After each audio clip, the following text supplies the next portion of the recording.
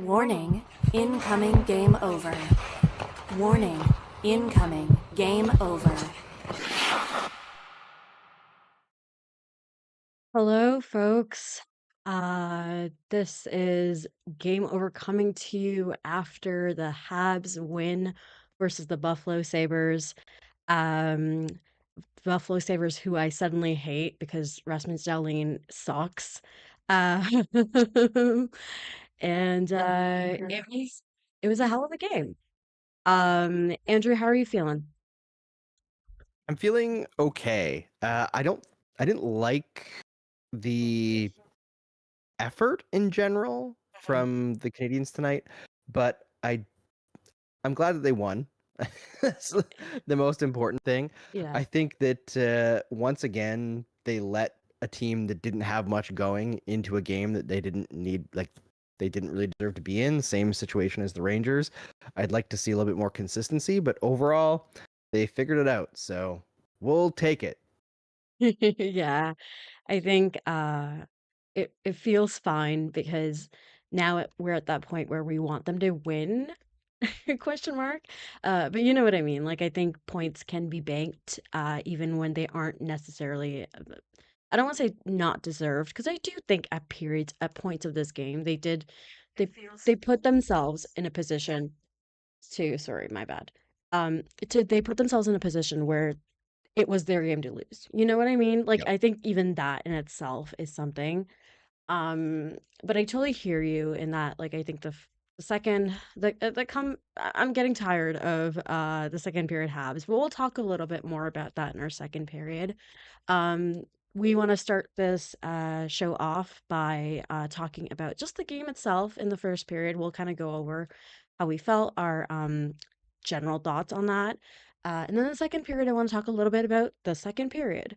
I want to talk a little bit about the first period too, because I'm liking what I'm seeing out of the first in general. And I'm liking what I'm seeing out of the thirds in general. Maybe not today, in general. The seconds, I think, across the board are frustrating. So we're going to get into that in the second period. In the third period, we want to talk about some individual players. I know Andrew really wants to talk about Alex Newhook. I'm always down to talk about Alex Newhook. Uh, and I want to talk about Jake Evans because I always want to talk about Jake Evans. And I think we want to maybe talk a little bit about Bolduc, but we'll see how that goes.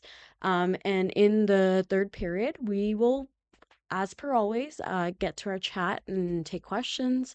I'm going to ask that if you guys can just save your questions for a little bit later for no other reason than that it's hard to scroll back in chats on YouTube. So we sometimes miss them. Obviously, we love talking to you. Like this is a discussion.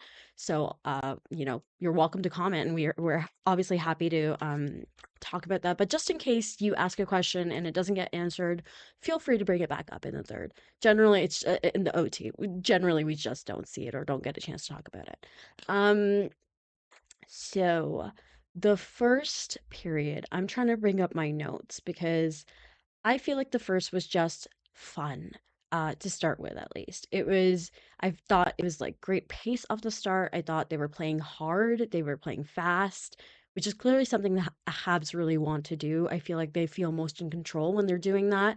Um, the first goal comes off of just some great things. Alexander Carrier doing what Alexander Carrier does, which is take hits insanely well and then create something out of them.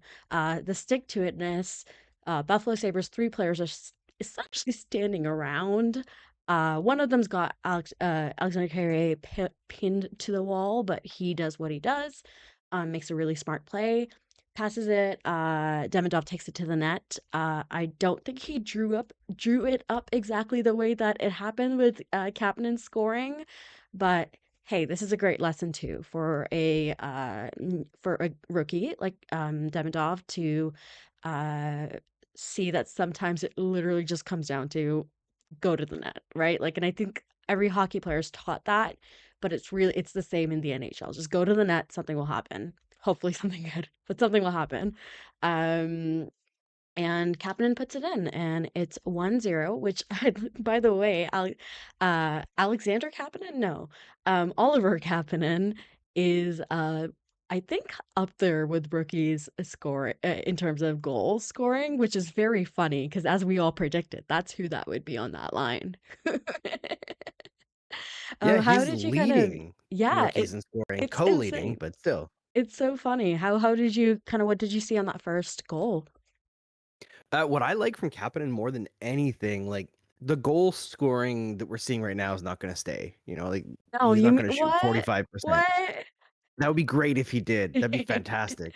But the play that's creating those goals is what's exciting to me. Mhm, I like mhm. that he chases down loose pucks constantly. I like that he's always there in the right spot to support Demidov. Yeah. That he's, he doesn't give up on plays. There have been many plays already in this short season where Kapanen makes a play for the puck and it looks like he's beat, and then he just finds a way to get a step and gets his stick in Mhm. there and creates a little turnover. He's very good at like just poking the puck Yeah. the opposite way of an opponent carrying the puck, and it just happens to go to teammates a Mhm, lot. Or he's really good at poke check passes.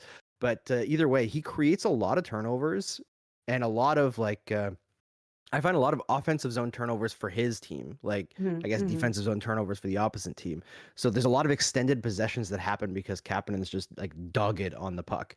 It Yeah. reminds me a bit of like some of the stuff that Slafkovsky can do, but he's different, right? Like Slafkovsky's more strength, Kapanen's a bit more speed, I guess, and like ranginess in a way. Mhm, He seems mhm. like I don't know how tall he is. I just don't keep heights in the back of my I don't head, but he really know seems like he's either. got crazy reach. He does look like a tall guy. With Kapanen, I think something that you see, sorry, I'm Googling stuff on my phone. I'm not just looking away. So if you guys see me doing that, that's what's happening. But with Kapanen, one of the things that I think we heard when he made the team was that something that Marty really likes about him is his computer, which Marty loves to say, right? Like the hockey brain of it. And I think you can I think what I like most about Kapanen is that he really just, um I don't think he tries to outskill the guys that he's on the line with, like, I think he understands his role next to Demidov and being like, "I'm not gonna be the guy with the best hands on this line. I just need to go to the right places and try to take advantage of what I'm getting." And I really like that. And I think like even with Demidov, it was just nice to see him do the kind of stick to itness. I got to it. You got it. You I got it. got But yeah, it. I agree. That is what it is, right? It's just he doesn't give up on plays. He just Mhm. keeps pushing, and that creates more good plays down the line. I really like it. And I saw Keksho says Captain is great, but Demidov is making him look like Ovi. Yeah, and when I was writing about Doc before the season, I talked about how like if he could just find his game in getting the puck off the wall, like winning Mhm. those board battles and getting the puck to the middle, he could make a career out of just doing that and sending the puck to Demidov. Kapanen could very easily make a whole ass career from just driving the net and Yeah. whacking at pucks while Yeah. Demidov does his thing. Like Yeah. he could probably score at least 20 goals a season just doing that. Yeah, galley special, I guess. Um, so I kind of I have written here, and I don't know exactly what was happening here, but I guess I just got to give Struble his flowers. I said he's a hell of a luxury to have on your to have as your 7D, and I think it's really I think you really see the strength of that when you have him when you're in this position where you have to play him, right? Like, and I think it's really nice. I think Struble had a very okay game, and I think that's what you need out of Jane Struble. Although I am a little confused about why Marty refused why Marty's doing Struble Carrier and then Jack Hutson instead of Struble Hutson because that's something we know has had success. But hey, who knows what's going on in his mind? So by the time the first period ended, they had a great first period. I really liked the first period. They ended the first period in 14-6 shots. How many times can I say the first period? I liked both teams. I liked how or I liked the start of both teams, and I thought that the Habs just separated themselves by the end of the first. It really just felt like they were in control of the game. However, I was dreading the second because of the second period Habs. What were your kind of thoughts at the end of the first? Were you feeling good about things?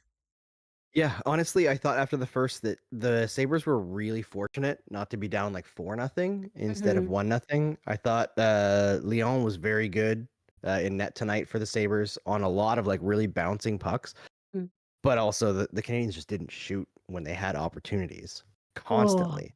oh, And we'll talk about that more in the second period, yeah. but after the first, I thought honestly that the Sabres were getting run out of the building, just like Mm-hmm. the first against the Rangers, right? Like Mm-hmm. this team, when they're playing the way that we know that they can play, this is without Kirby Dach, without Caden Gooley, without Patrick Laine. They're still, yes, the Sabres are not a good team, but these are teams that were giving the Sabres Canadians, have been playing well. They're not a good yes, team, but they've been playing well. yes, but like all these teams, because I've seen people mention a lot, like the Canadians haven't had like a crazy strong strength of schedule to start the season, but all these teams a year ago would have given the Habs trouble. Yeah, yeah, And of all the games that they've played so far, there hasn't been a single one where I've been like, okay, the Habs at their best would struggle with this team, yeah, yeah. I which don't think is they've that's been, yeah. good. That it's great. It's great even, I would dare say. But then the second period came around and second period things happened. I should really be more descriptive in my notes because all I have is 1-1. That's Second all I period. have. Well, And let's not. let's do the. Do you want to shift to the second period? We'll do the Oh, ads. yes, yes, correct. No, we'll get into our second period. Sorry, I want to get into the Habs second period just really quickly. We'll go into the second and the Okay. third. We'll talk about their second and third. But yeah, it was an moment. The penalty kill there was a penalty kill somewhere in there that I felt looked not put together, which makes sense because it's a very new penalty kill. But hey, they managed, and that's what you have to do. Dobesh stepped up then. He did what he had to. Um, and then literally my last note in that period is please shoot. Just please shoot.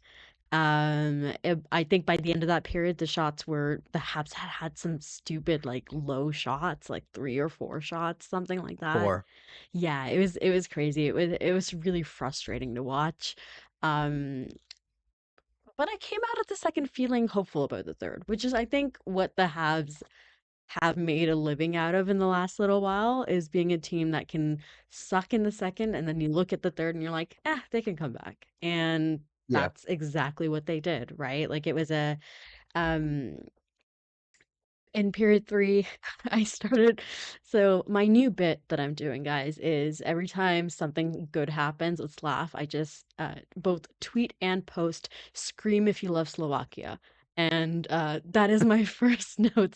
Scream if you love Slovakia.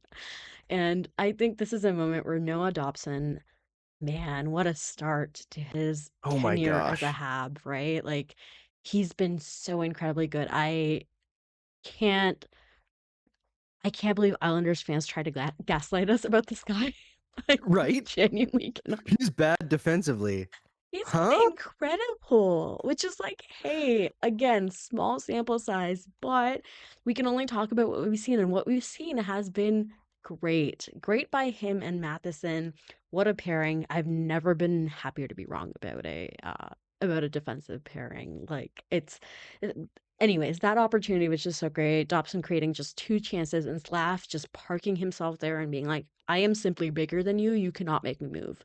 And he Yeah. scores. And I think sometimes Slafkovsky I think that's what he's been doing very well to start the season. You know, you have like, I think we're getting first half Slav, which I'm really enjoying. And I think one of the things is literally just him. And I say this all the time. I'm like, I love it when Slav just realizes he's bigger. Like, and Yeah. I think the games where he's forgetting he's bigger are getting less and less. And I think his default state of play has now been, I am simply bigger than you. And I'm really enjoying seeing that out of him, seeing him use what he has. Um, have you been, has anybody in the chat kind of had anything to say about that? Sorry, I've been running through this. I haven't been able to keep an eye on the chat. Anything? Yes. Yes, there's folks talking about Natalie Petty says Islander fans are weird about Dobson. And by the way, smash like on the stream, folks, Yes, because it really absolutely. helps us out. It is very important. And if you like it, please subscribe as well. Share the stream with your friends and yeah, tell everyone how fun this is. Yeah, Islanders fans are weird about Dobson. I think one thing to remember with Islanders fans is they have gone through a very long time where like they don't get anything fun. Like Yeah. they had John Tavares, it resulted in nothing. They had Matt Barzal and Noah Dobson, which looked like, the beginning of a core. And they're like, let's play the most boring style in the history of hockey Yeah. and do nothing. Yeah, they got to a couple conference finals, but it was always like nobody ever expected them to win, even when Mhm. Barry Trotz was there. Mhm. Right. So now they've pulled everything apart again. Matt Barzal, maybe he'll stay there. Maybe he won't. It Mhm. probably doesn't fit into what they're trying to build. So I get it a little bit that they're trying to gaslight the Habs fans, like don't be too happy about this. But as we've seen with Matheson, having a good player play in a situation where they also have support is Mhm. entirely different from Mhm. a situation where they don't have a lot of support. Mhm. Dobson on the Islanders was in a similar situation to Matheson on the Canadiens. Now, the Islanders had better defensive defensemen, but Dobson was out there as like him and Barzal. They're like, you score for us because the rest of us can't do it. Yeah. We And simply that's kind of what cannot. Matheson was when he was first brought in, right? They were like, hey, Mhm. you move the puck up the ice because no one else in this blue line is ready to do it. Yeah. Lane Hutson's not here yet. Like, Gooley's a rookie, all this stuff, right? And obviously, the warts get exposed. And I think it was Keck shows, or maybe it was somebody else. Somebody said, Trinka says, do Matheson and Dobson just cancel each other out? And I would say they cancel each other's weaknesses, it seems. Yeah. Yeah. Just the way they both read well off of each other, that both of them are able to take risks and know that the other one can cover them Mhm. because their ability to move, It's like they're and taking they both have turns. physicality. Yeah, Yeah. and that's another thing about Dobson is I'm very impressed by the physicality. I think at first it took me some time to get used to the fact that like he's big, he's a big boy. And I think that's just never something that came up in that conversation. Again, I guilty as charged. I don't watch the Islanders, right? Like, let's be honest, I'm not watching the Islanders, and I'm not doing it on Yeah. purpose, and I'm certainly not doing it. Although I am kind of semi keeping an eye on them now, uh, just because they're excited, they're fun. There's some fun stuff there, and I also covet Bo Horvat, but that's neither here nor there. That's a separate Oh, conversation. I also wanted to point out that because I think you'll like this. Trinka says that Dobson and Matheson have work husband vibes. They do, they do. They very much do. They very much do. It reminds me of the Carrie and Gooey pairing when it first happened. Like it was so funny just watching these like guys create their own little ecosystem and dynamic. And we'll talk about it. I probably not talk about it later, so I'll talk about it here. But did you see that shot at the end? I think it was at the end of the end of the first period. It was Demidov and Hutson on the bench together, just hunched over the iPad, talking to each other. And I was like, "Ah, the kids are playing. The kids are friends. That's nice. The babies." Always fun. It's very funny. I think that's the thing that like continually has kept this fan base engaged. It's not just that you can see the outline of what they're building, or like the last several seasons you could see the outline. It's that the players that they're sticking together on this team and like building together with seem to genuinely enjoy each other and Yeah. have fun playing the game of hockey. And it might sound, like a bit Pollyanna-ish, but the players having fun playing a sport that they love does actually matter. It Like does. if you're not having fun and it's just going to work, you're probably not going to win very much. And I see Gary Bisson says the Blue Jays won, so Oh, yeah. congratulations. I can't believe they managed to wear a Leafs jersey in with I know. with our Even boy Vlad and even break that curse. I saw that and I went, "Oh, they're cooked. They are cooked." And it sure seemed like they were at some point. So I was telling somebody, I was telling them that I don't really watch baseball, um, because it's far too close to cricket for my liking, and I've spent my entire life avoiding cricket because my family loves cricket, and I refuse to. It's just become a bit for me, but yeah, it's one of those moments where I'm following through my timeline and I'm like, wouldn't it be great to maybe watch the Jays? And then I realize I'm seeing the best of them, and maybe I don't know if I'd enjoy it all the other times.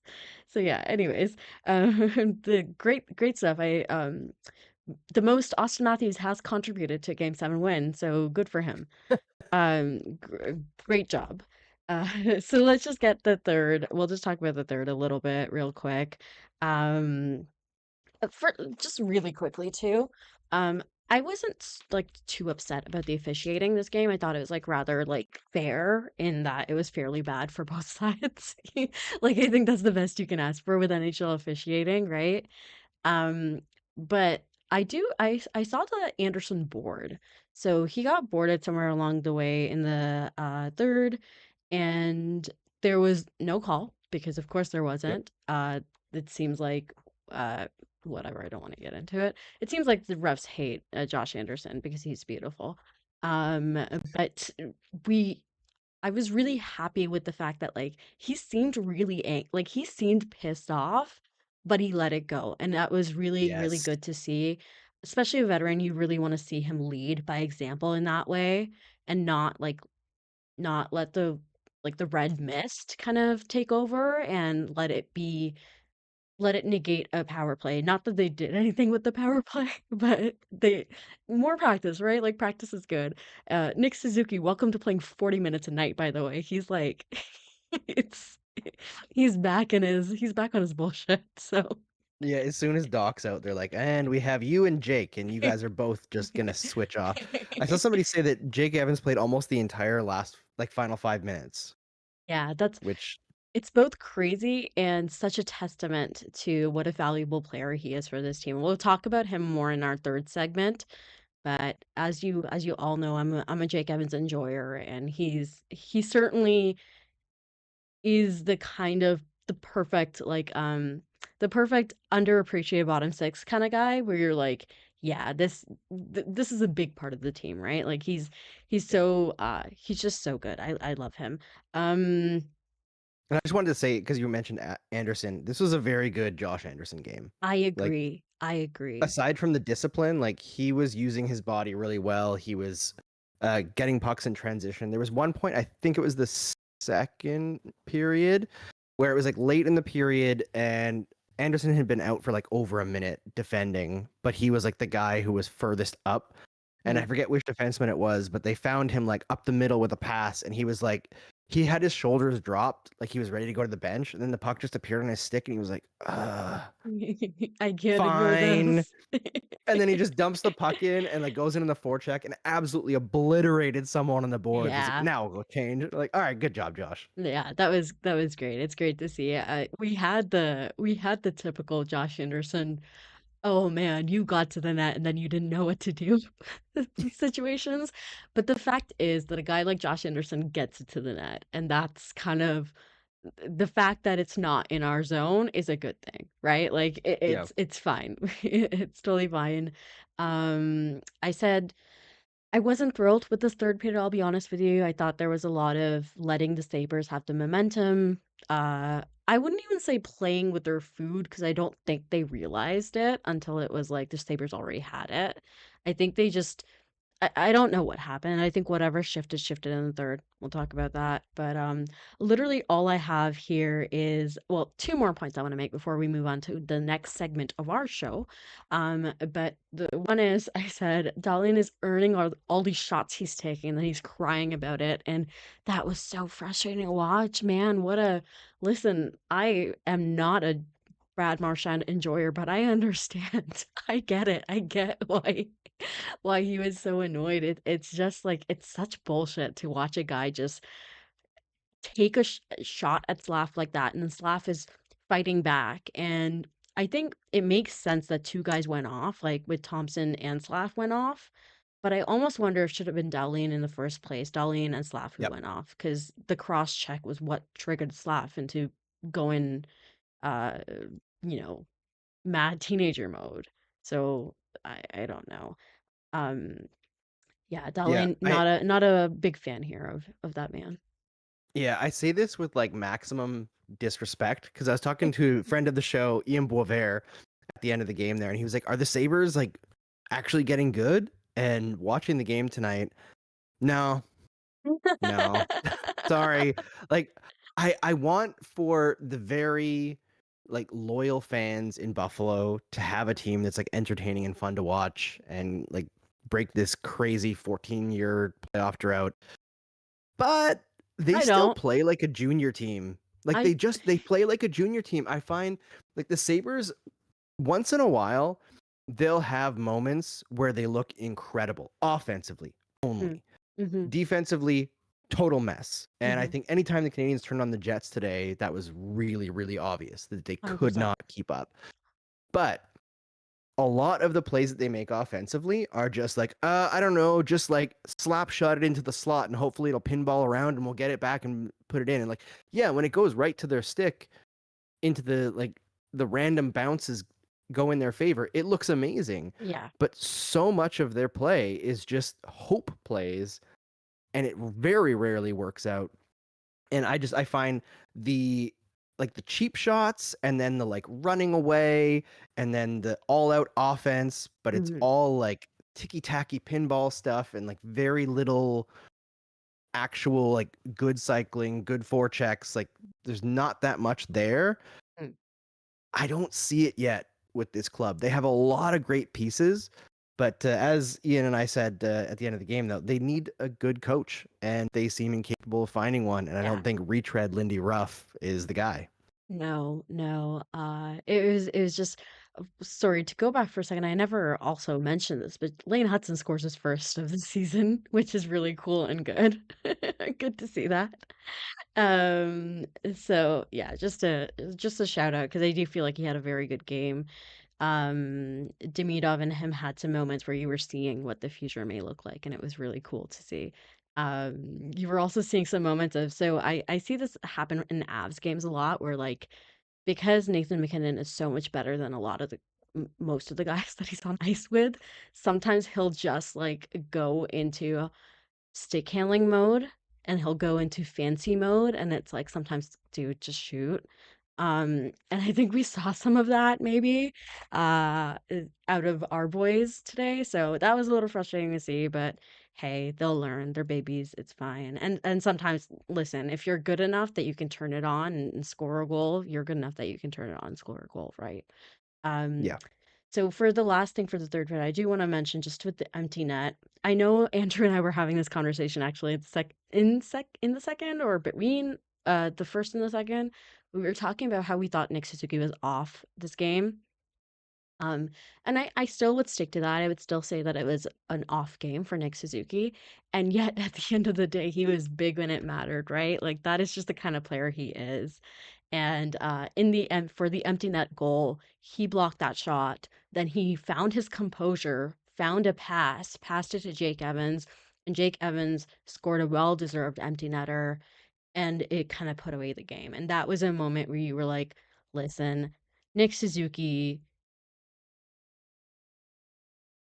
it just feels like even when he's having a bad game, most of the times he'll find some sort of way to contribute. And that Yep. is what you can ask out of your best players, I think. You know, you're allowed to have bad games. Honestly, even if he just had a bad game and not contributed, fine. But he's on a 6 game point streak, and we all are always talking about, or not always talking about, but feel like there's a certain amount and certain amount of truth to a slow start for Nick Suzuki, not this year, but in general. I feel like over the last few years, he's had a bit of a slower start. I can't remember if that's a narrative or if that's the truth at this point. I think it is the truth. Yeah.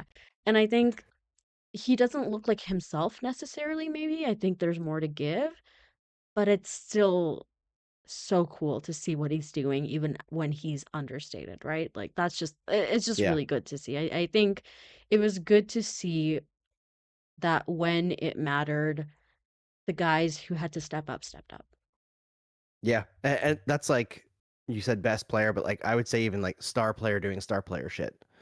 Right? Like even when Suzuki's off his game. And I honestly watching him, I don't think he's been as like I find his slow starts at the beginning of the year, it usually feels to me like he's trying new things Mm, and figuring out what works and what doesn't because he's always trying to add to his game. And yeah. it seems like he gets burned a lot more at the beginning of the season. And I don't think we're seeing him get burned a lot. I think he's just a little bit behind on plays once in a while, and Mhm. tonight was probably his like weakest game of the year. But still, again, he's got 10 points in 7 games. Yeah. And that's a slow start for Nick Suzuki. So like, Yeah. and what's the ceiling on this guy? This is what I want to know, because as support builds around him as well, like Yeah.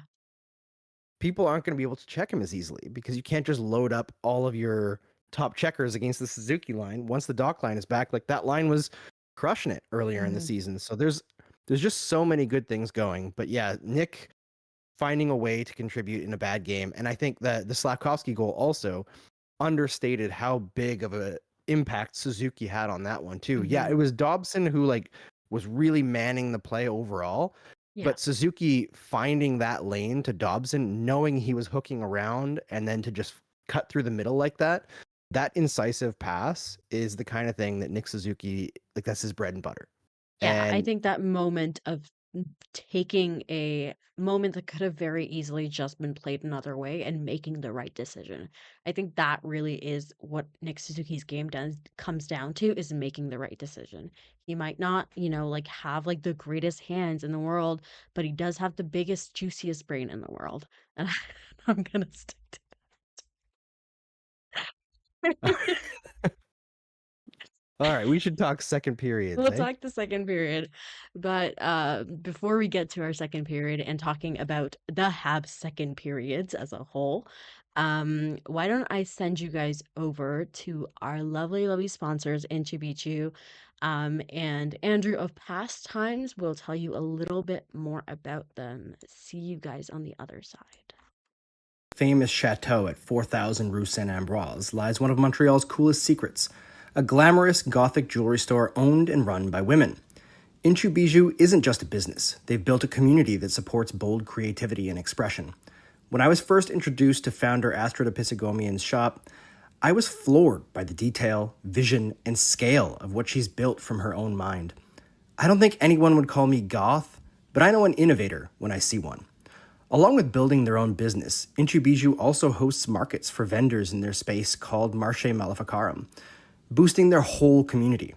If you don't live in Montreal, explore inchoobijou.com, where you'll find over 800 designs that range from affordable to bespoke. Check out Inchoo Bijoux right now, a Game Over partner from the beginning. Okay, we are back.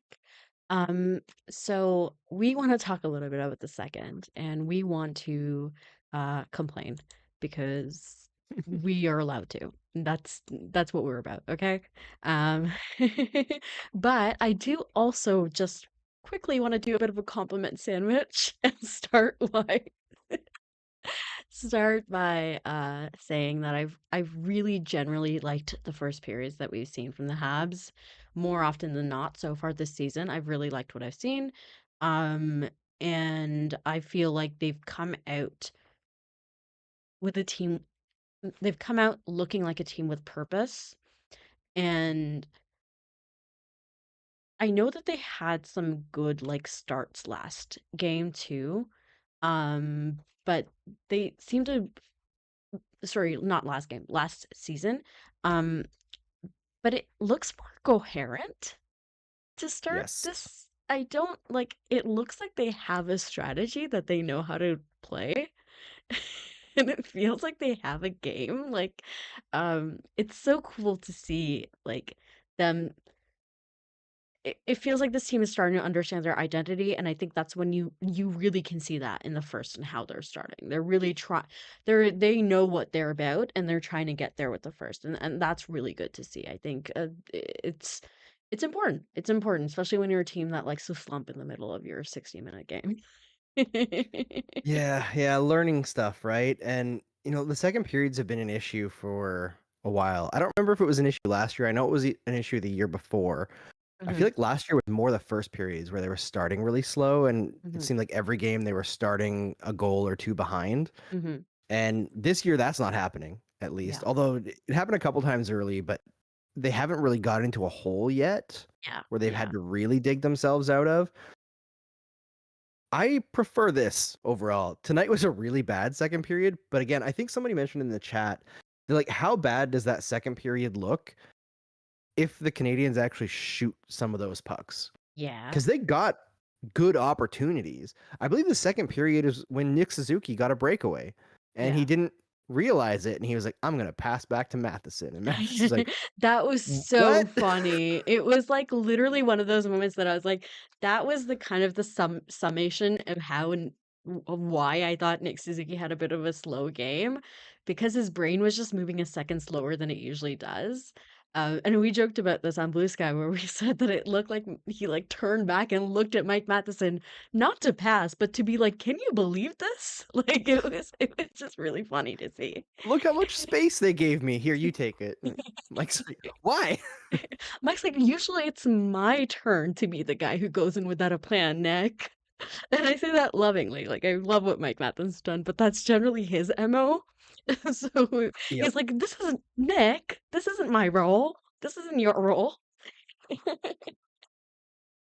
They figured it out eventually, but yeah, the second periods are an issue. I don't know exactly, like, it's not that they're struggling with the long change, because like they're faster than most of these teams. Like Mhm. that can't be the issue. Faster, I younger, don't know if it's beautiful. Sorry. a Sorry. a psychological thing, maybe. No, don't worry. Uh, I don't know if it's like maybe because they've been starting so hot that it's just the natural pushback happens in the second, and they're like, "Oh darn, the team we're against is actually trying now." Ah, Yeah, there's they're another just like team on kids. ice. They're like, "Can't believe you I don't. guys." Yeah, why can't believe you guys keep playing? Come on. Why can't you keep being bad? It's not fair anymore. Yeah, I think it's the immaturity of it. Speaking of the immaturity of it, by the way, my immaturity is that I forgot to ask everybody in our chat to, if they haven't liked our stream yet, I'd really appreciate if they could do that and subscribe if you haven't. My immaturity as a host, generally, I mean, it's only my second period. I'm in my sophomore. I'm hoping not to have the sophomore slump. I'm hoping to follow the Lane Hutson trajectory of keeping on going. So, hey, Getting the big contract. yeah, getting the big contract. But for me, I think it's another moment where you really see that this is a young team, right? Like, I think there's a certain, like, we were joking about it, but I think there's like almost a not being prepared for the fact that another team is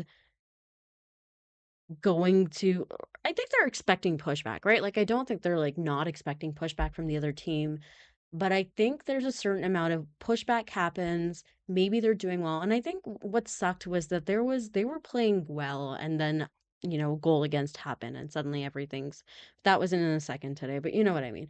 But Yep. I think it's more of the scrambliness that happens. And I think this happens to every team, but I think it's especially kind of evident in this team. They are the youngest team in the league. Like, it's simply a fact. So it makes sense that there's some immaturity, but that's surely that's something that I'm getting tired of, right? Like, I'm getting tired. I appreciate commitment to the bit usually, but that is not one bit I want them to keep committing to, right? Like, it guys, it's not funny anymore. We can let it go. Yeah. I mean, I'd rather the poor second periods instead of like trying to come back from a multi-goal drought at like in the last 10 minutes of the third period every game. That's just my heart doesn't need that No. anymore.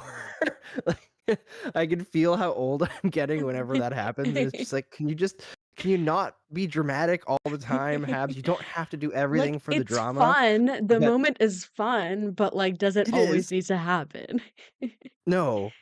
Although they do love those moments, and I can't begrudge them that. I'm gonna borrow a couple comments from the chat here because Sure. we were talking about the second periods. Romelli says they are struggling with the long change though. Check the ice time chart, especially for the first line staying on the ice too long. And then Steven Larusic says for the seconds, give some credit to the other teams. They make adjustments, and the Habs don't adjust to the changes. I think that there's a bit of truth in both of those, but I'm gonna throw out a theory there. Sure. Or no, hypothesis, because Oh. theory involves experimentation. And I haven't done the research on this. This is just my hypothesis. Mhm. The last two games have been the two really bad second periods in this Yeah. season. They're the two games that the Doc line is not put together Mhm. because Doc's out. Mhm.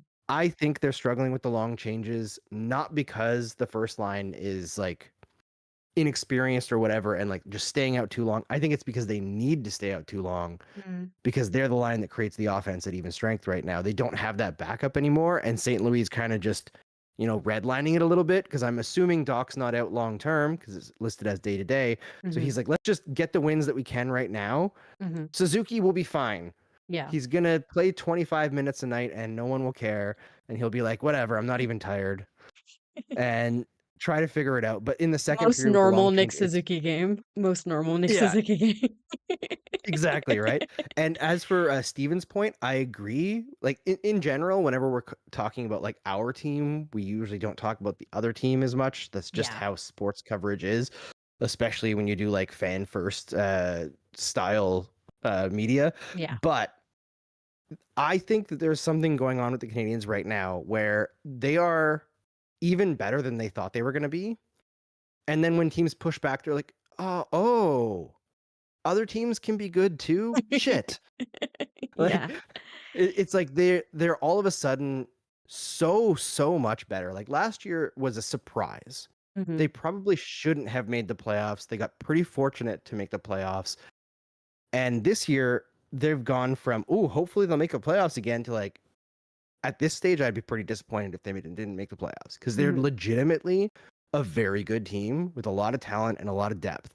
Mhm. So I think there's a bit of that going on where it's like Mental, last yeah. year they fell on their faces out of the gate expecting to be good and they weren't. Yeah. And this year they're so good that they're like they get caught off guard when teams push back and adjust, and it takes them a bit to get their feet back under them and adjust back. And Mhm. Marty also is not the best in-game adjustment coach at this Mhm. stage. He has a lot of other things going for him, but that's not his specific strength. Although I do think it's getting a lot better, but Mhm. he is a bit slower to adjust, I think, than some other coaches are. Yeah. Do you think that's like just stubbornness or not knowing how? I don't think it's stubbornness. Well, maybe it is a little bit stubbornness because Marty is like, He can get pretty hard-headed about these things, it seems. yeah, I don't know if it's like stubborn so much as like overly patient in a way. Like it Mm. seems to me like Marty likes to give his vets a chance to figure things out when Mm. they're struggling. Like we saw it with Anderson, we saw it with so many other players. Mike Hoffman got how many reps forever, and now like I know there's a lot of consternation from certain folks about like Montepo versus Dobesh, but that's one of those things where like I expect Montepo to continue to get the starting role Mhm. starts for quite a bit of time because they're going to let him figure it out. And Mhm. this is also the part of the season where like they should be experimenting, Mm. right? Like I Mhm. saw some questions about Hutson and Xhekaj instead of Hutson and Struble. Well, now's a good time to figure out if Hutson and Xhekaj can work, right? And Fair and enough. Struble had a big boy game too, so it didn't hurt him. So, Yeah. they're winning games while playing around. That's not a bad thing. It's really not. It's really not. Just really quickly, by the way, I checked because I was curious, and indeed, Nick Suzuki highest time on ice for forwards, almost 21 minutes. The second highest for forwards is 17 and a half minutes, and that is Jake Evans. So it's welcome back, Nick Suzuki, welcome back, Jake Evans, frankly. It's 2022 again, baby. It's 2022 again. Um, and obviously Mike Matheson playing 26 minutes, which maybe we can talk about it later, but it's definitely would like to see either Struble or Jackeye play on the penalty kill. That would be lovely if if Mike Matheson did not have to do all of that. Um, so What, you don't think Mike Matheson should play like 156 of every 2-minute PK? I would suggest not. But hey, while he's ride the hot hand, I guess. Like it seems like he's doing great. I get it though. Marty's probably really, like I think he has a hard time trusting Struble and Jackeye in positions where they're individually being put up against and tested against other teams' top players, obviously. Yep. And he's like, I have enough to worry about. I'm trying to turn Alex Newhook into a penalty killer. I'm trying to I'm trying to actually make Josh Anderson a first unit penalty killer instead of a second unit penalty killer. Guys, come on. So I mean, sure, why not? But Mike Matheson listen, I know he's like crazy fit, but we can't expect this out of him for the rest of the not even the rest of the season, but even the rest of the 4 to 6 weeks that Caden Gooley's gonna be out. We need somebody else stepping up. I trust Marty will figure it out. Like I'm not seriously concerned about it, but it is just a very funny stat to see on ice, to see on this page. Oh, sorry, one more Nick Suzuki stat. 2 minutes power play time on ice. Second highest for forwards is 1 minute 25, and for defensemen, second highest Lane Hutson at 1.5 minutes. So again, most normal Nick Suzuki game. Yeah. I mean, I can't begrudge Marty for his choices because they are logical ones and they have consistently worked for him in the past. Yeah. But yeah, Doc goes down and immediately Marty is like, I'm gonna just press the Nick Suzuki button over and over and over and over. And he's like, Nick, you're playing the whole power play now. You're double shifting on this. You're also gonna play the penalty kill. Yeah, the entire Like power you're gonna play. defend the 1-goal lead. Nick, Everything, get out Nick. there. Get out there. It's like he's got a coin and he's like gonna flip it, but both sides are Nick Nick Suzuki. And he's like, "Oh, Nick, I guess you're staying on the ice, bud." He's like, "Oh, I don't have a choice. Look at what the coin says." And Nick's like, "Marty, make the coin." Got like a 20-sided die, and 19 of them are Nick Suzuki, and one last one's Jake Evans. And he's like, "Nick, it's you again, bud." Hey, listen. Vaguely sober in the chat says, "Nick, get in the net." Honestly, I guess it was Hutson who blocked the empty netter the other night, right? yeah. I do not want Lane Hutson in the net. Sorry, that man is small. I'm not. Hey, 100% save percentage so far on the season for Lane Hutson. Vesna, baby, Vesna. Oh man, too fun. Sorry, I'm just reading. I do have the chat open, so I'm trying to read back on it a little bit. Yeah, you should probably shift to the third soon. Yeah, I'm going to just one more. Okay, yeah. All good. So, let us shift over to the third period. But before we get to our third period, which as a reminder, we'll be talking individual players, Alex Newhook, who I'm always happy to talk about, and Jake Evans, who I'm also very happy to talk about. But before we go there, I am going to send you guys over to Andrew of Times Past, not the one in front of you, but the one from before, and he will tell you a little bit more about one of our other lovely sponsors, Les Saint Motel. So catch you guys on the other side.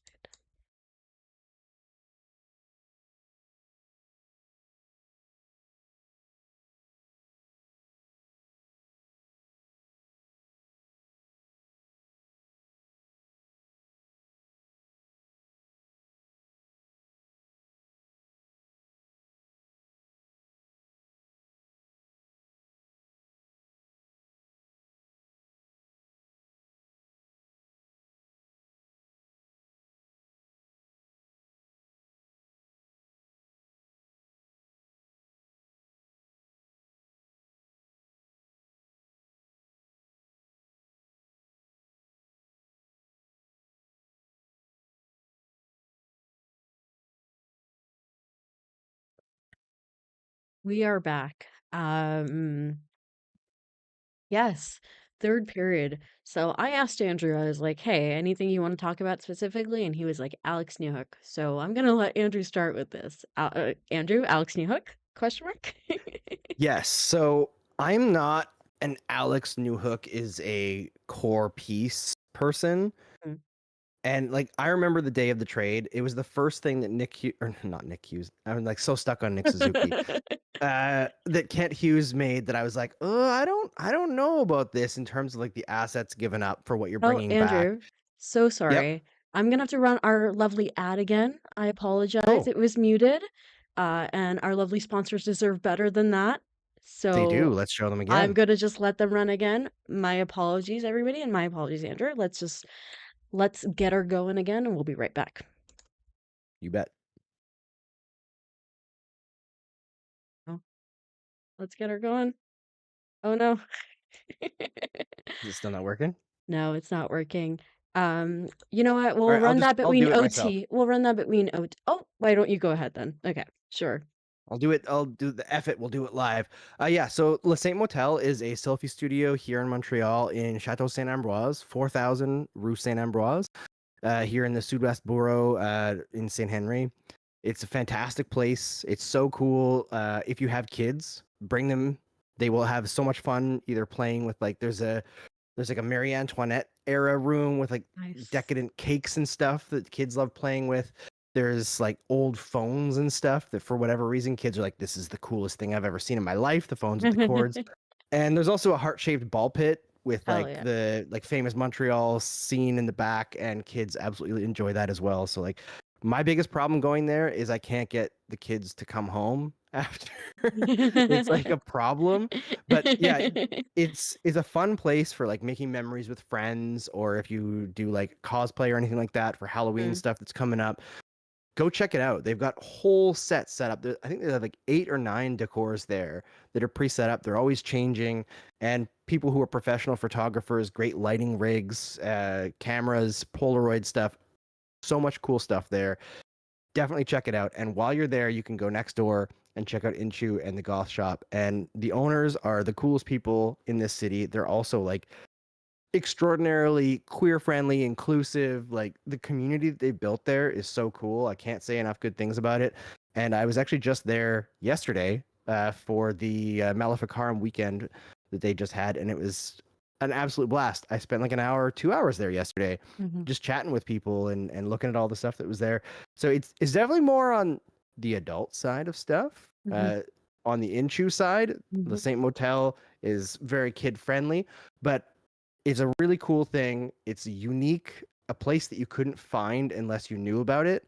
And that's why they're here with us, right? Aside from the fact that they're cool and we're cool, is they are trying to help expand who knows about them, you know? And you might be thinking hockey might not be like the exact cross reference, but you know what? We're watching hockey on TV and half the ads are about diapers and gambling and like adult diapers and gambling. I don't think they're hitting the market either, right?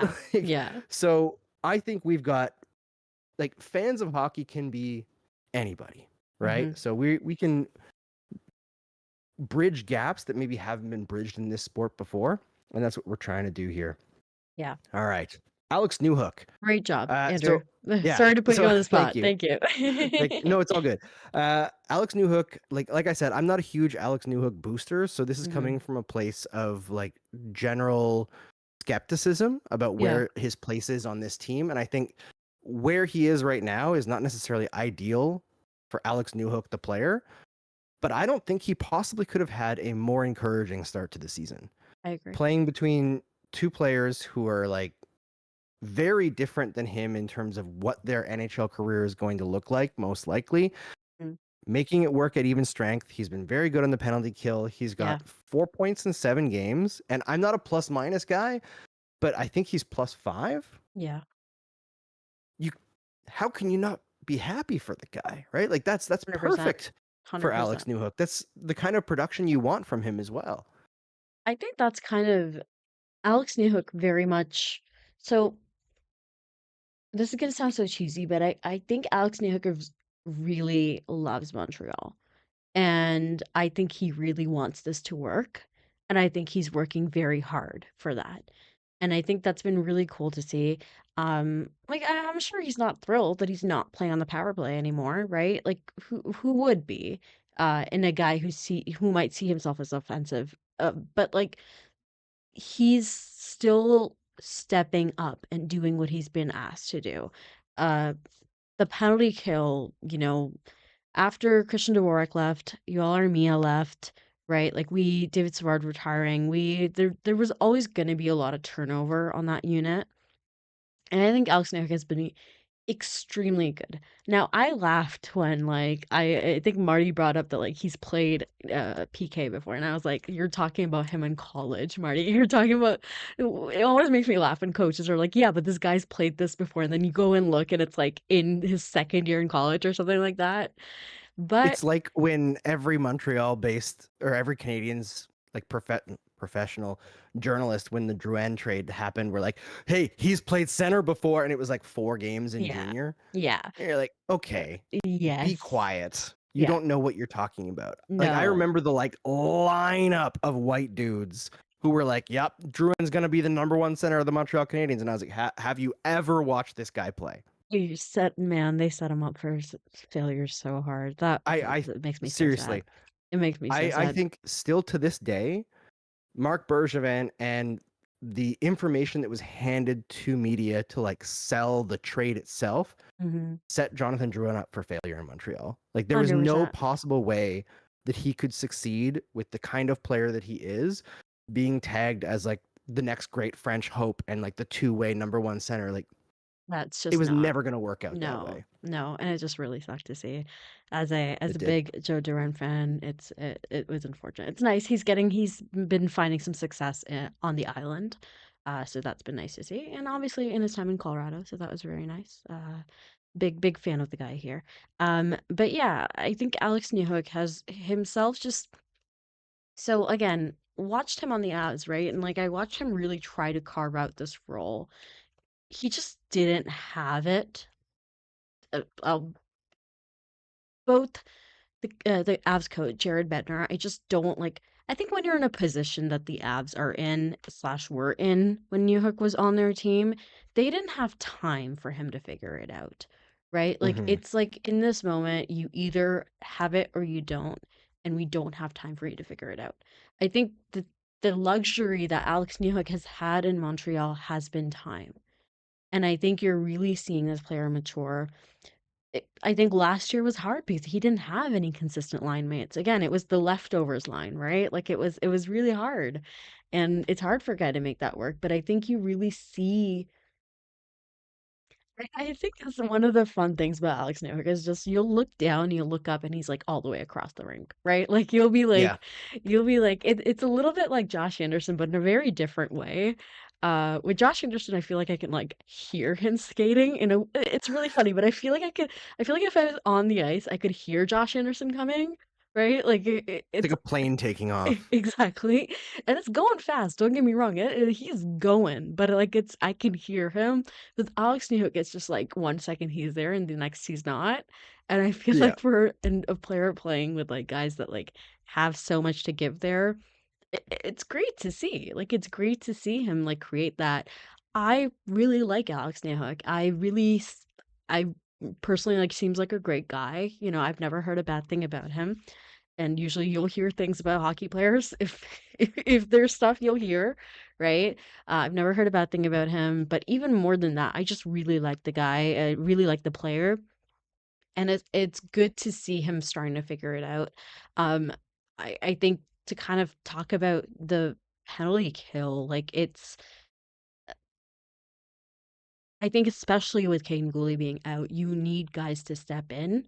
And obviously, Alex Newhook isn't a defenseman, but he's a guy who can be a big part of that penalty kill. I think so far he's been great. Jake Evans, man, I think he had a great game today.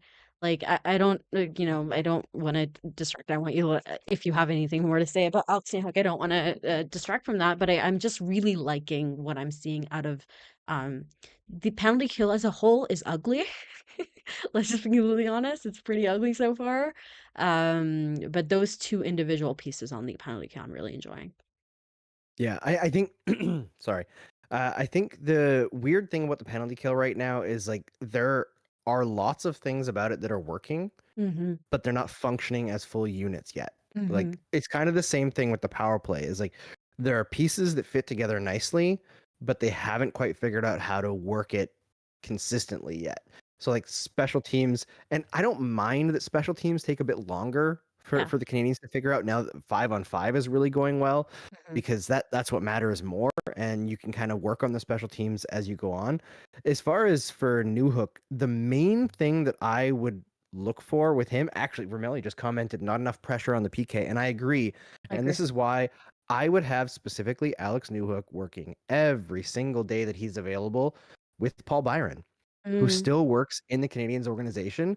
And specifically, I want him to work on anticipation for when the pass is coming and his first step, because Newhook has a lot of speed, but I find it's like his mid gear that separates him from other players, not the like acceleration off the first step. And that's where Paul Byron was so dangerous, right? Because if he could just get a tiny bit of that puck going the other way, Yeah. he's gone Yeah. every time. And if Newhook can add not even all the way of what Byron had, because like that kid's That's fast kid alive. crazy. Yeah. But if he could get half of the disruption that Byron had, he will 100%. make that PK so much more dangerous, because then players have to be nervous around what Alex Newhook can do. And once he gets going, he can get in on pucks. And I know he's not a big goal scorer, but Alex Newhook has scored around like 15 goals per 82 games for 4 straight years. He actually scored at a higher pace than that his first year in Montreal, where he was used a little bit more. Yeah. I don't think it's unreasonable for him to score a few shorties per year. Yeah, I can definitely see him being that guy. It's he's got the skills, right? Like he's got kid, you got it what it takes, right? But like he has it. And I think it's just a matter of applying it in a certain way. And like I feel like a dick saying this, but like I think there's a certain level of like having to accept who you are, accept the player that you Yes. are.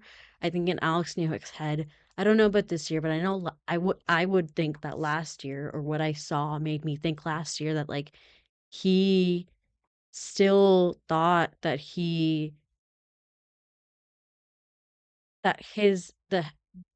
chair that he was sitting on wasn't right. And I think that like he just really, really wanted to be that offensive guy. And I think I don't know if he's accepted that or whatever what yet, but like whatever it is, I think it's just like pivoting in a way and realizing that that's not the place you're going to have on this team, right? You're not going to be one of the go-to offensive guys, but you can be a big part of this team in another way.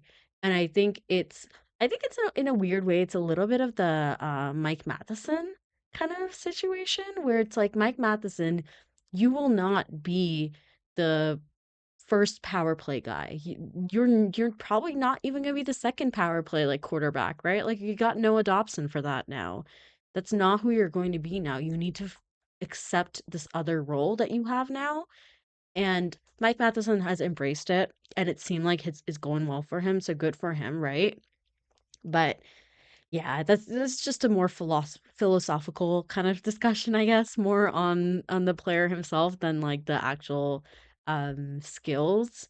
But I think in a weird way it's the opposite of Josh, or I don't even know if the opposite of Josh Anderson, but like in a weird way it reminds me of Josh Anderson, because um he Marty was trying so hard to get him to be a player that he was never going to be. And I think he was really trying to get Josh Anderson to like learn new tricks. And I'm not talking about the PK. The PK was a new trick he learned. But the top line was a new trick that wasn't gonna happen, right? And I think when Yeah. Marty accepted that and moved on to something else that was a realistic change though. So I don't know. That's more of a discussion on Marty St. Louis, I guess. But yeah, to make a long story short, I agree with Ramelli. Not enough pressure on the PK to go back to that. For sure. All right, should we take some questions from the chat? Absolutely, absolutely. I'm going to change us over to our overtime period. If you guys have any questions, please drop them in the chat. Any kind of discussions that you'd like us to have, even. We are happy to answer whatever. We both have things to say. We always have things to say, frankly. Between the two of us, there's a lot of opinions. So we'll give you some opinions if you got questions. I'm gonna scroll back in the chat a little, see if there's anything we've missed. But Andrew, if you've seen anything. Sure. Maybe while you're doing that, we mentioned Bolduc, and I'm just gonna kind of reiterate what I said last game. And this is fully accepting and embracing that the Gallagher, Anderson, Evans line was quite good tonight. And I fully understand the reasoning for Marty St. Louis going to that line, a line that he knows is a known quantity that can play decently against a lot of different setups at even strength that he like tried and tested last season. But I think going with that line and then using Bolduc to shelter the two younger, less experienced guys in the fourth line is a big waste of Zach Bolduc, who, in my opinion, before Doc went down, was like after Caulfield, Suzuki, Slafkovsky had been their best forward this year. Like that's how good I think Bolduc has been. He's been just really, really solid, and I think worked really, really well with Brendan Gallagher. And I know that Anderson does as well. Everyone works really well with Brendan Gallagher, and he's been phenomenal to start the season. He looks like the best I've seen of him since like before the first Shea Weber slap shot to the hand. Yeah. That's how good I think Gally's been this year. It's been But very, I do think very good. Yeah, like Bolduc got very little ice time tonight, very little ice time the night before, and then you're putting him in a scoring position on the power play, and he's just not getting the puck touches. Yeah. And I think it's just you got to prioritize the players that you're going to get the most out of sometimes. But I understand Marty's reasoning. I just don't agree with it in this stage, even though it's like it's not bad. Short term, it's not going to hurt anyone, but I think they could be doing better. I agree, and I think that's where you kind of saw, like, on the power play, there were a few times where you saw Bolduc get a pass and just not being able to do anything with it, and it really felt like a moment where he was like, I haven't had the puck all night. What am I supposed to do here? Like, what can I do?" Right? And I totally agree with you that I think it's just not the most optimal usage of what you have, but I see why Marty is doing it. It is a weird position to be, and I don't know. Let's see what happens with Line and Doc whenever they come back. At first, I honestly thought it was a moment of like they're kind of letting them rest, but 2 games in a row seems like a lot. So, hey, I'm sure whatever it is, I'd rather they be cautious than not. So while they're doing that, we kind of have we have some options, including Joe Veleno, who I'm seeing Ramelli ask about. So, Yes. thoughts? Yeah, Veleno has looked decent to my eye. The only thing about him that has kind of made me cagey is I find he's a little bit of a slow decision maker when he has the puck. I think he's a little bit too patient. It reminds me a little bit of Justin Barron, where he thinks that he has a bit more space than he does, and then he kind of gets caught. I find it a lot more in the defensive zone more than anything. It's like he's back in support. He's in a good position, and he like helps his teammates and gets the puck, and then you're like, okay, make a play, and he's like, just gonna stick handle a little bit. And I was like, no, It's like, no, what there's if I somebody stall coming. a He's like, little? "Oh, darn, I lost the puck." You're like, oh well. I understand you want to get some puck touches as a 13th forward, but let's move it faster a little bit. I think that's the big thing for him. Maybe it's just a matter of getting into game time. Like I haven't watched Joe Veleno a lot at the NHL level, so first impressions a bit slow on the like decision making.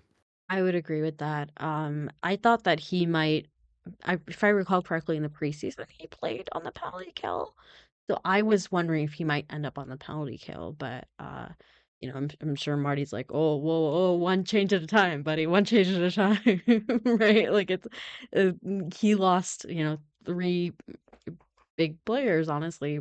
Patty on the power play is very big, so he lost some pieces this last weekend. So because of that, I can see why he might just be like, well, let's just I'm gonna Mike, you're out there, buddy. You're out. You're there. So yeah, I see Riley saying first Buffalo goal was on him all the way. I agree, and I saw the broadcast, I think, didn't necessarily put it on Hutson because they were like, yeah, he's been out there a while, right? Like he was creating a lot. That's why he was out there, et cetera, et cetera. But like I didn't see them really bring up Veleno, and I was like, guys, like my little mouse Lane Hutson is like, sure, he's part of it. He was there, but like I feel like it's something that happens with defensemen where they're there. They just happen to be in the same place. And it happens to Also, defensemen like, all the time. I don't know whose direction it is to do this, but like broadcasts specifically have a horrible habit of once a goal is scored, they switch the camera immediately to like a defenseman who was around where the goal was scored. And sometimes it's like just whoever's there. But I remember when like PK Subban was in Montreal, they would put it on PK even if he was on the bench. Yeah. And they're like, oh, they got a goal against. Cameras on PK. And it's like, it creates an impression in the fan base that it's their fault. So you get defensemen who are blamed more often for for goals against, right? And I think it's just bad practice. I There's a agree. lot of things about hockey broadcasting that's really, really bad and lazy, Yeah. but that's one of them that bothers me. I saw there was another question here from I think it was Trinka was saying said Marty's not used to having this many options. He's used to playing 17 men down. Yeah, but he's still got the Nick Suzuki button, so it doesn't matter. It doesn't He's really gonna press matter. that button anyway. Yeah, it feels like 17 guys or like 3. It's Nick Suzuki, buddy. Pretty much. Oh, sorry, just really quick. I was looking at Arpin Basu's feed because I saw Ramelli asked if we've heard about Doc and Line A and if they're heading out west.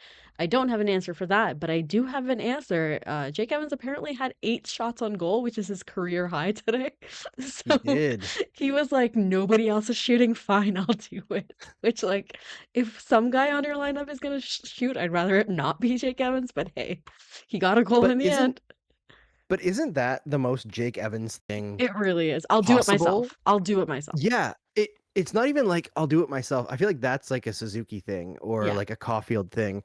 But for Jake Evans, it's like he sees what people aren't doing, Yeah. and he's like, I'm going to do this to show you if I can do it, you can do it. Yeah. And if that's like getting in somebody's face and getting punched in the head a couple of times, Jake Evans will do that. If it's laying a big hit, Jake Evans will do that. Blocking a shot, taking a shot, scoring like a crazy banger goal that we would never expect from So Jake funny. Evans, even though we always expect it from Jake Evans. It'll be some of that. Like he just finds something that the team needs and pushes it out. Zachary Dion had a question about Hage versus Zarofsky.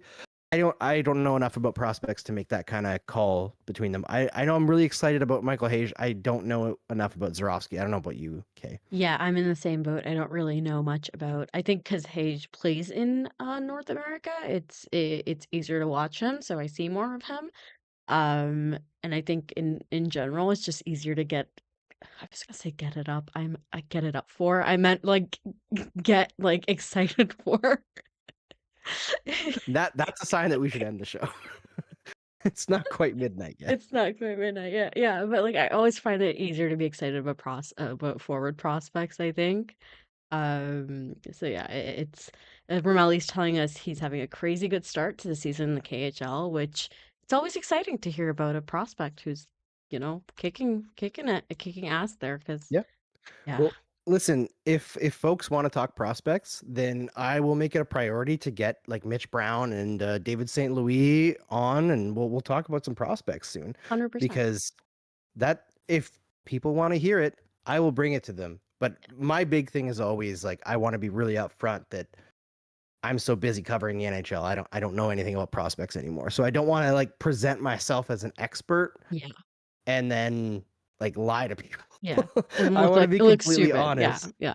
Yeah, it's not even about myself looking stupid. I don't want to misinform people. Fair enough. I don't mind being wrong because like to me being wrong is like an opportunity to learn, but I don't want to make things up.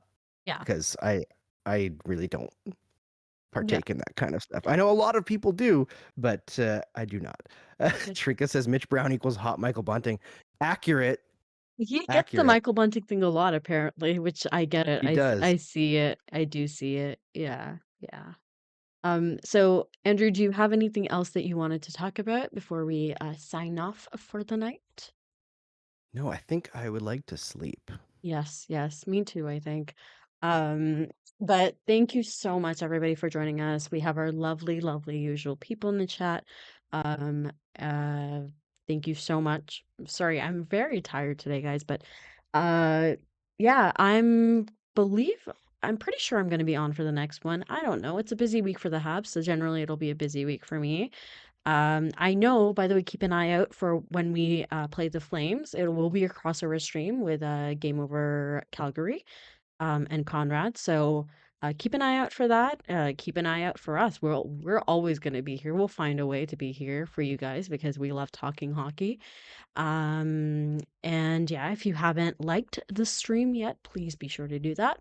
If you haven't subscribed, be sure to do that too. And if you're if you're listening back from our podcast, you're welcome to reach out to either of us on social media and talk about any of the things you want to talk about. If there's anything that you know have something to say or you'd like us to cover maybe next time, I'm totally open to hearing about it. I'm always open to hearing from people. We are also on Instagram, so you can talk. We are Game Over is also on Instagram, so you can always message the Game Over account. And yeah, we're all of our social media information is always in the description box. And as per always, we really, really appreciate you spending your time with us. Your time is your most valuable thing that you can give us, and super, super appreciate it. So we love you guys, and I hope you have a lovely night. Good night. Good Bonsoir. night.